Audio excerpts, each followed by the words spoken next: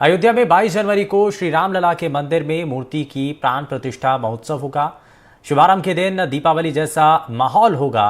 पूरा देश इस शुभ दिन का इंतजार कर रहा है। श्री राम मंदिर में लगने वाली सफेद संगमरमर की मूर्ति राजस्थान की राजधानी जयपुर के मूर्तिकारों ने तैयार की है। 7 महीने में तैयार हुई मूर्ति का पत्थर 100 साल पुराना है और उसके पीछे एक कहानी है। ये पत्थर भी अपनी किस्मत लिखाकर आया था कि उसे राम के काम आना है। जयपुर के मूर्तिकार सत्यनारायण पांडे, भाई पुष्पेंद्र पांडे, बेटे पुनीत पांडे, प्रशांत पांडे, भाई के बेटे प्रसून पांडे और पोते के द्वारा दरअसल इस दौरान टीम ने रामलला की मूर्ति बाल रूप में तैयार की है। इस पूरी टीम ने अयोध्या में ही रहकर मूर्ति को तराश कर और गढ़कर निर्माण किया है। सत्यनारायण पांडे अभी भी अयोध्या में ही हैं। 2 अन्य मूर्तियां काले पत्थर से बनी हैं जो दक्षिण के मूर्तिकारों ने बनाई हैं। श्री राम का रंग गौर था और इसीलिए गौर वर्ण की मूर्ति गर्भगृह में स्थापित होने की मांग भी उठ रही है।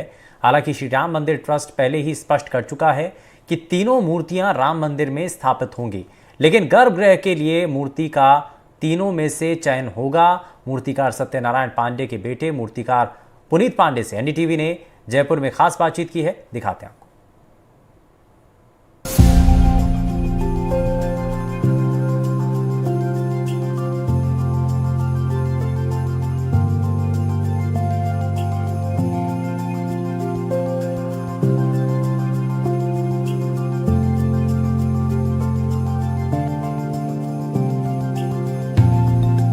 अयोध्या में रामलला का भव्य मंदिर बनकर तैयार है और 22 जनवरी को प्राण प्रतिष्ठा होने वाली है। अयोध्या में लगने वाली रामलला के मंदिर में जो मूर्तियां लगेंगी उसमें से एक मूर्ति जयपुर के मूर्तिकार सत्यनारायण पांडे ने बनाई है और हम इस वक्त खड़े हैं जयपुर में पांडे मूर्ति भंडार में, जहां उनके पुत्र पुनीत पांडे हमारे साथ में मौजूद हैं और अलग अलग जो मूर्तियां हैं भगवान श्री राम की यहां इनके शोरूम में भी देखी जा सकती है। लेकिन खास बात यह है कि एक मूर्ति को गढ़ना और उस मूर्ति को गढ़ने के बाद में उसमें रूप देना, यानी भाव जो है वो भाव देना और मूर्ति ऐसी बनाना कि देखने वाले मंत्रमुग्ध हो जाए, ये एक बहुत बड़ी कला है। और अयोध्या में लगने वाली रामलला की जो मूर्ति सफेद संगमरमर में जयपुर में तैयार हुई है, उसकी बहुत सारी खासियतें हैं जो कि खुद पुनीत जी बता रहे हैं। पुनीत जी, एनडीटीवी में बहुत बहुत स्वागत। रामलला के काम में आपका पूरा परिवार लगा हुआ है अयोध्या के अंदर। क्या खासियत है रामलला की उस मूर्ति की जो आपके परिवार ने बनाई? श्री राम जी हमारे आराध्य हैं और उनका कार्य हमारे को मिला है बनाने का मूर्ति, वो बाल स्वरूप की मूर्ति बनाने का कार्य मिला है। ये हमारे पूरे परिवार के लिए बहुत सौभाग्य की बात है। और मेरे पिताजी सत्यनारायण जी पांडे हैं जिन्होंने उस मूर्ति का काम वो कर रहे हैं पूरा, और ऑलमोस्ट अब काम भी पूरा कार्य पूरा हो चुका है। और जो पत्थर है वो संगमरमर अपने मकराने का फर्स्ट क्वालिटी का मार्बल, प्योर वाइट मार्बल है जिसमें काम मूर्ति का काम पूरा किया गया है। ये सफेद संगमरमर मैं देख रहा हूँ आपके यहाँ बहुत सारी मूर्तियां हैं सफेद संगमरमर में बनी हुई, तो इन मूर्तियों की क्या खासियत होती है, इस पत्थर की क्या खासियत होती है और इसकी स्ट्रेंथ कितनी होती है और किस रूप में इनको गढ़ा जाता है? क्योंकि आप खुद भी एक मूर्तिकार हैं, कितनी पीढ़ियों से? ये पत्थर, हाँ, हमारी 3 पीढ़ियों से हम कार्य कर रहे हैं। हमारे दादाजी हैं रामेश्वर लाल जी पांडे और हमारे पिताजी सत्यनारायण जी पांडे हैं, हमारे चाचा जी पुष्पेंद्र जी पांडे हैं, फिर हम 3 भाई हैं जो इस कार्य को हम कर रहे हैं। थोड़ा इन सफेद संगमरमर की मूर्तियों के बारे में बताएं। ये वो जो पत्थर का जो क्वालिटी है, स्ट्रेंथ है, वो ये है कि इसमें कितना भी बारीक काम हम कर सकते हैं। और जैसे इसके अंदर आपने मूर्ति में कोई भी आप देखेंगे तो बारीक से बारीक काम इसके अंदर हो जाता है।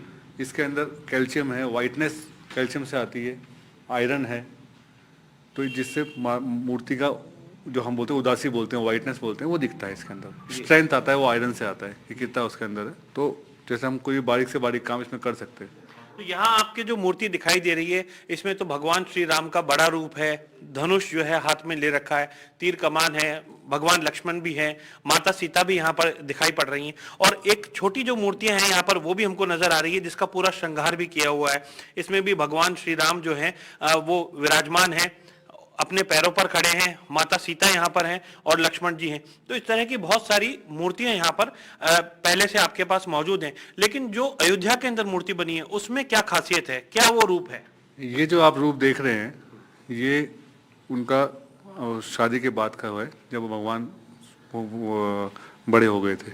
और जो अयोध्या में जो मूर्ति बन रही है, जो बन चुकी है, वो बाल स्वरूप की मूर्ति है।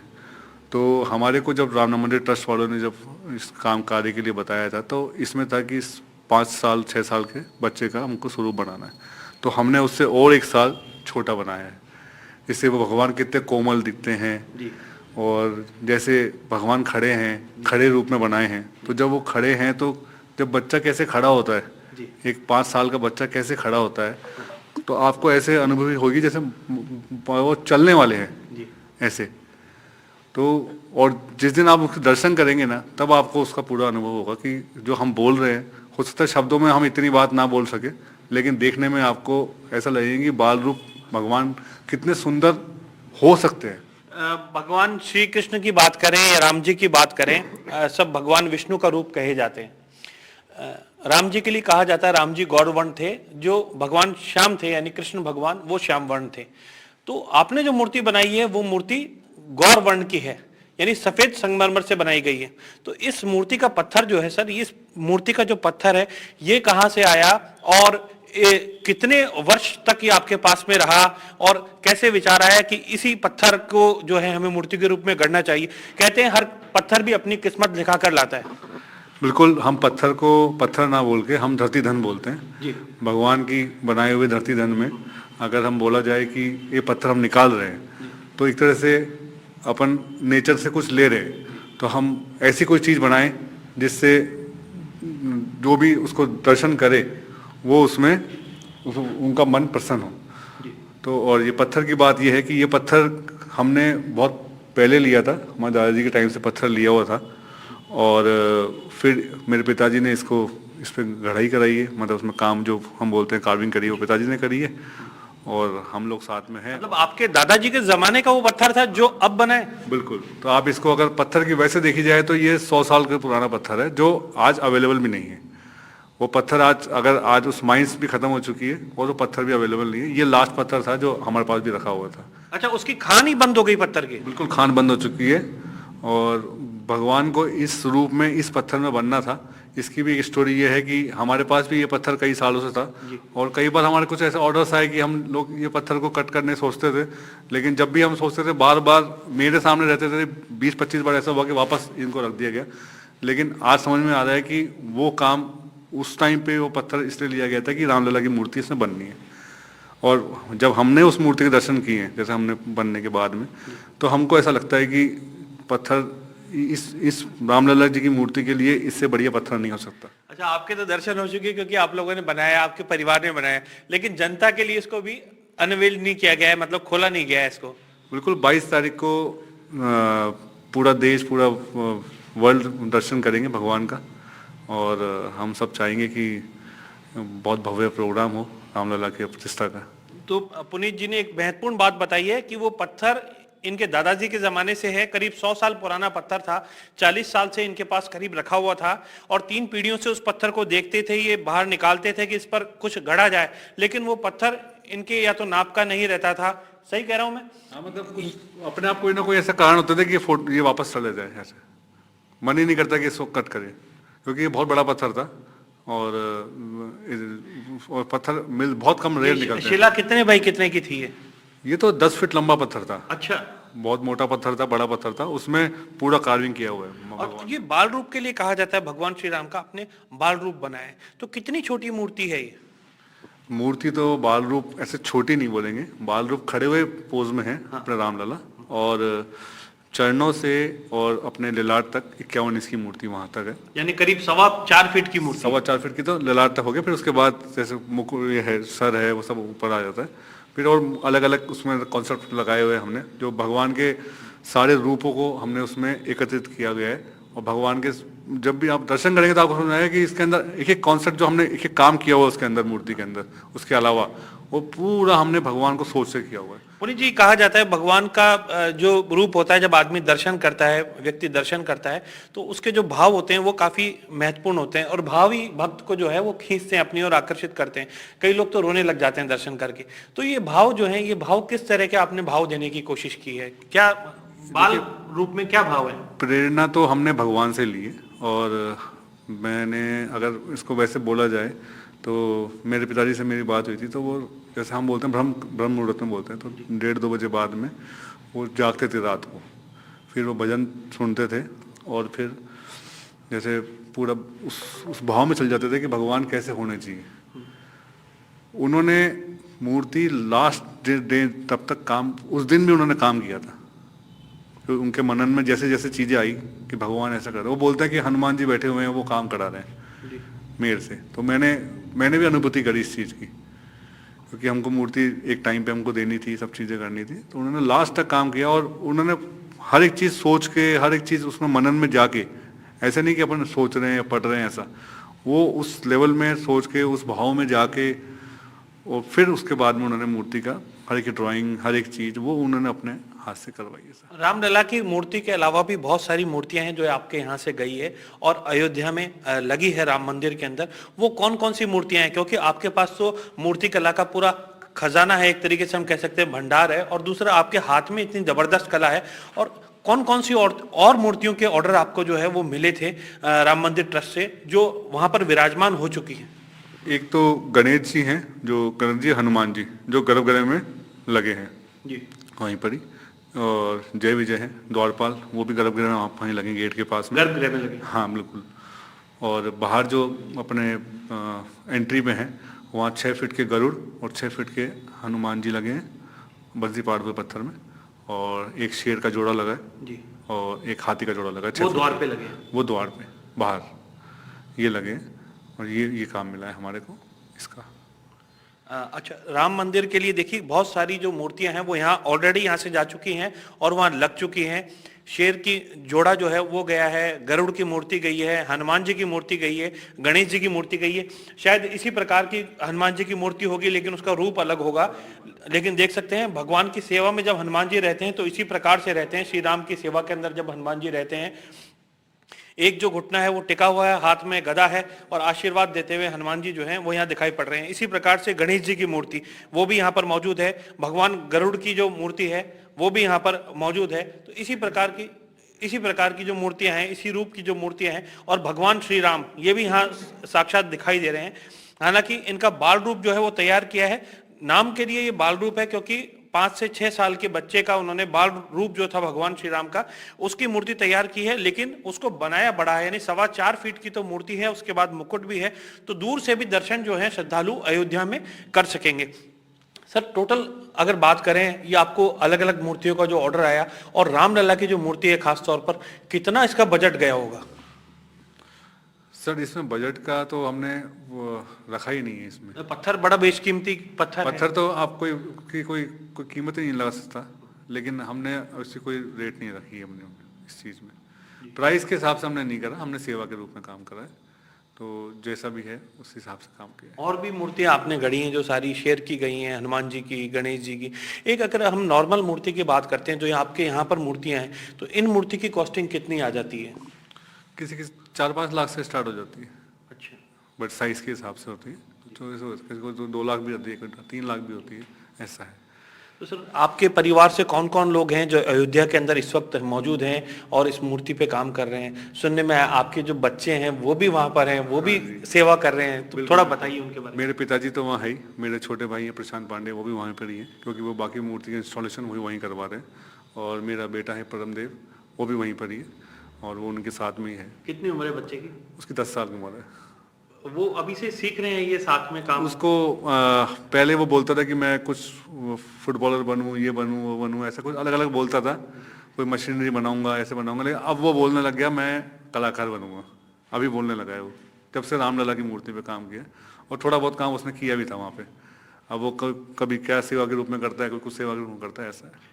पिताजी सत्यनारायण पांडे जी जब मूर्ति बनाने लगे राम मंदिर की, भगवान राम की, रामलला की जब मूर्ति बनाना शुरू किया, कब से सर ये काम जो है चालू है और कितने समय में जाकर के ये पूरा हुआ है? 7 महीने लग गए हमको ये काम करते हुए। अच्छा, और मई में स्टार्ट हो गया था, मई लास्ट में, और उसके बाद अब जाके कंप्लीट हुआ। मई 2023 के 23 राइट। और अब जाकर के वो काम कंप्लीट हुआ। अब पूरा श्रृंगार हो चुका है, कंप्लीट है? पूरा काम कंप्लीट है। पूरा मूर्ति का जितना भी कार्विंग का था, पॉलिशिंग का है, घिसाई का है, सब कुछ काम कंप्लीट करके हमने रेडी कर दिया। सब कुछ आप खुद यहीं जयपुर के अंदर ही करते हैं या बाहर से भी कारीगर बुलाते हैं, क्या? हमारे जयपुर के हमारे खुद के कारीगर ही हैं जो हमारे साथ में जो रहते हैं, तो जैसे जैसे हम ड्रॉ करते हैं उस हिसाब से वो काम करते हैं और बढ़िया हमारा बहुत अच्छा काम होके गया है। इसके अंदर काम हमने वहीं किया है। अच्छा, काम वहीं पे किया है, कारीगर इनके खुद के गए हैं, पिताजी इनके लगे हैं, इनके भाई लगे हैं, इनके चाचा भी जो हैं वो ये काम करते हैं, इनका खुद का बच्चा लगा हुआ है, 3 पीढ़ियों से ये काम चला रहा है और बच्चा भी जो है इसी काम को कर रहा है। राम जी की सेवा में मतलब पूरा परिवार जो है वो लगा हुआ है। एक चीज और बताइए कि ये पूरा जब काम चल रहा था, पूरा कॉन्सेप्ट आया था और जब ये तय हो गया था कि रामलला की भव्य मूर्ति बनानी है, बेहद सुंदर मूर्ति बनानी है, परिवार के लिए पहली प्रतिक्रिया क्या थी? आप लोगों ने सबने क्या विचार किया कि अयोध्या जाना पड़ेगा, वहां बनाना पड़ेगा, काम सारा करना पड़ेगा, जबकि आपका कारोबार सारा यहाँ जयपुर के अंदर है?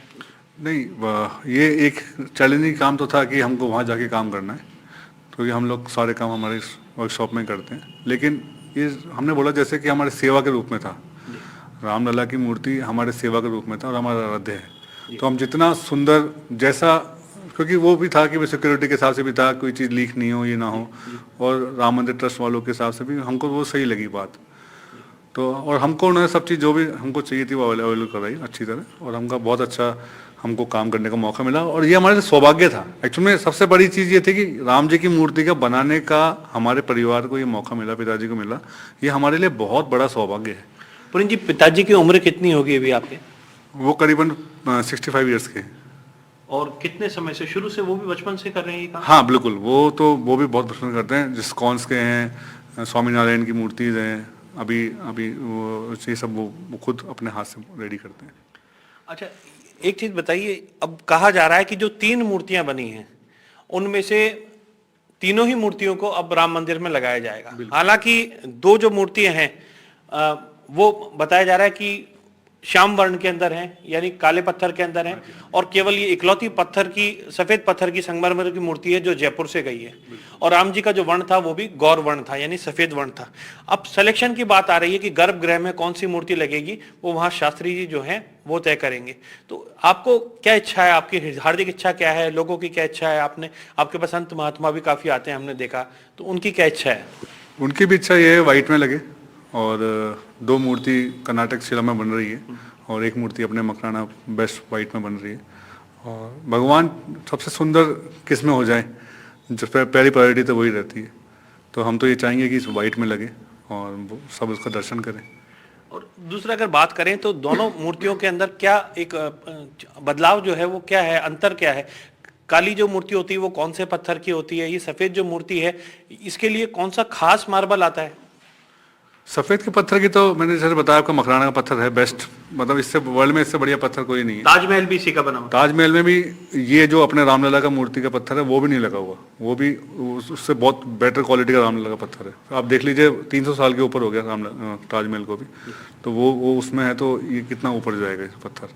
और जो ये काला पत्थर होता है जिसकी साउथ में बन रही है वो कौन सा पत्थर है, वो किस लेवल का पत्थर? वो भी मार्बल है या कुछ और पत्थर है? वो भी पत्थर का ही है, लेकिन थोड़ा सा वो जैसे हमने तो उसमें कार्विंग करी नहीं है, लेकिन वो देखने में वहाँ पे जो रखे हुए हैं तो वो ऐसा डार्क ग्रे कलर के पत्थर है और वो उसमें फिर ब्लैक कलर का उसको बोलते हैं, ब्लैक कलर का पत्थर आता है वो। तो साउथ में आपने कभी दर्शन करे होंगे मूर्तियों के, तो वो उसी मूर्तियों में बनती है। एक चीज और, एक कहानी भी है और कहा जाता है कि दक्षिण भारत के अंदर जो है अंधेरे के अंदर दीप जला करके, जोत जला करके पूजा की जाती है, जबकि जो उत्तरी भारत है वहां पर रोशनी के बीच में भगवान के मंदिरों में पूरी रोशनी करके और उसके बाद में फिर दीप जला करके जोत और आरती की जाती है। तो दोनों में क्या एक अंतर है इस पूरी प्रक्रिया? साउथ में और नॉर्थ में ये तो है ही। साउथ में तो अपने दीप जला के गर्भगृह के अंदर पूजा की जाती है, और अपने यहाँ तो आपने जितने मंदिर देखे हैं वहाँ पूरा लाइटिंग रहती है, ऐसा है, तो वो थोड़ा सा कॉन्सेप्ट तो वो है ही।